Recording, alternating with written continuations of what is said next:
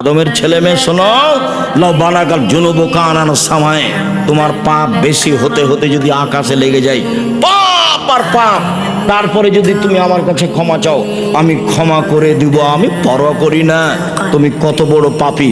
তুমি যেভাবে ডাকো আমি সেভাবে থাকি, তুমি যেভাবে আশা পোষণ করো সেভাবে আমি পূর্ণ করে থাকি, তুমি যেভাবে ডাকো আমি সেভাবে থাকি, তুমি যেভাবে আশা পোষণ করো সেভাবে আমি পূর্ণ করে থাকি, আমি পরোয়া করি না তুমি কত বড় পাপী।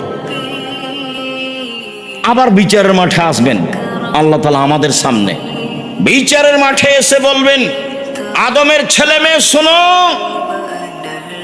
যেই পরিমাণ তুমি পাপ নিয়ে এসেছো আমিও সেই পরিমাণ ক্ষমা নিয়ে এসেছি আজকে।